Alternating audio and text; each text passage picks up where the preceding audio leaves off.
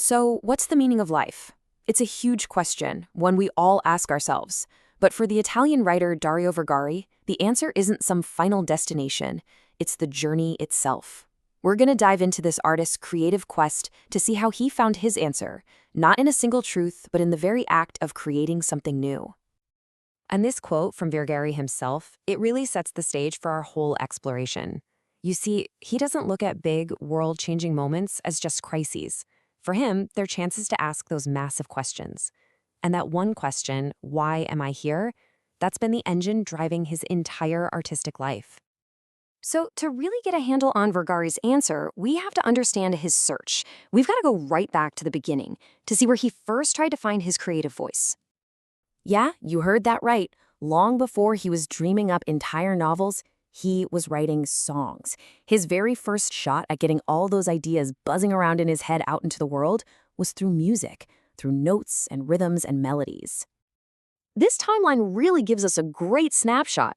So picture this. It's the early 80s, and he forms this band called The Drivers. They had this really cool, unique sound, kind of like a mix of Italian new wave and prog rock. They were even getting some buzz, you know?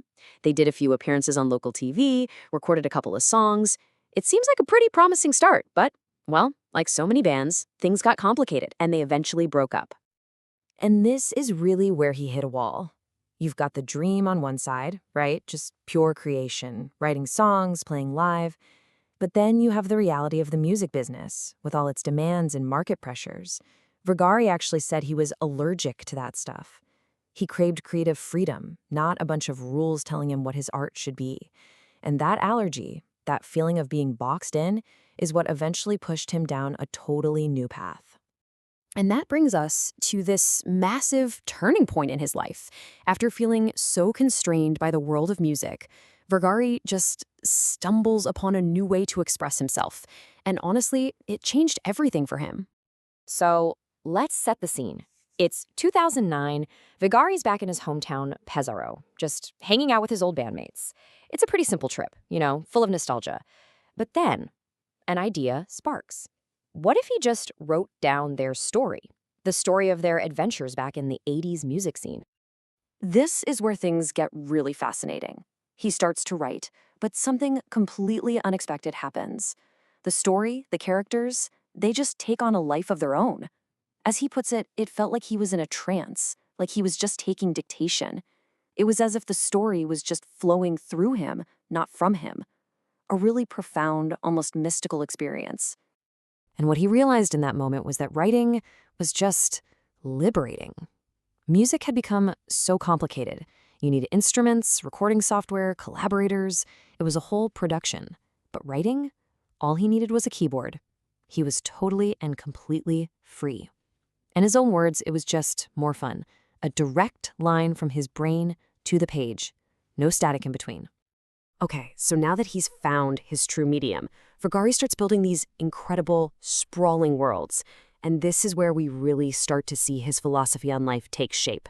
Not in some abstract essay, but woven right into the DNA of his stories. For him, it all comes down to one core principle. The absolute mortal sin for any writer is to be boring. So to avoid that at all costs, he has these rules for himself. Number one, never repeat himself. Every book has to be a giant leap into a new genre, a new world, all designed to surprise and, above all, entertain the reader.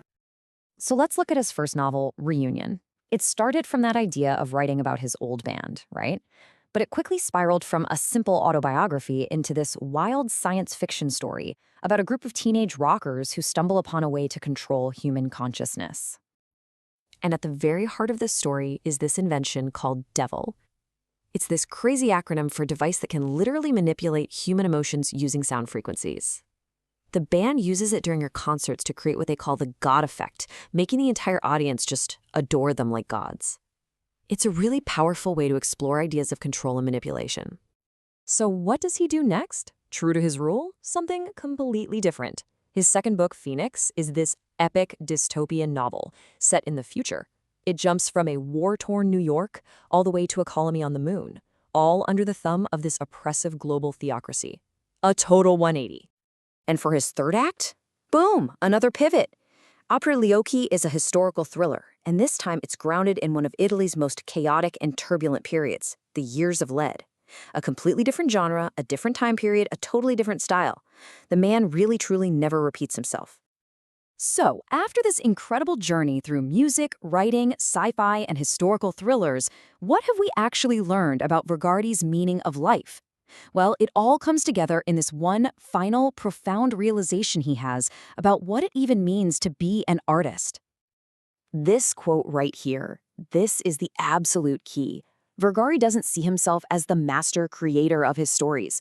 Instead, he has this belief that stories already exist out there, kind of floating in the ether, just waiting. And they simply choose an artist to be a channel, a conduit to help bring them into our world. So here it is, his philosophy, all broken down. For Vergari, the meaning of life isn't some static answer you find one day. No, it's a dynamic process you live out. It's found in the messy, joyful act of creation. It's about freeing yourself from any system that wants to box you in and allowing yourself to be a vessel for the stories that need telling. And the ultimate goal? To just participate in this grand cosmic storytelling and do your best to make sure it's not boring. And that brings us to the final, and maybe most important question. If Vergari's purpose is to be a channel for his stories, well, it kind of invites us all to wonder about our own creative spark. So think about it. What's the story, the song, the idea, the passion that's out there right now, just waiting to be told? Through you.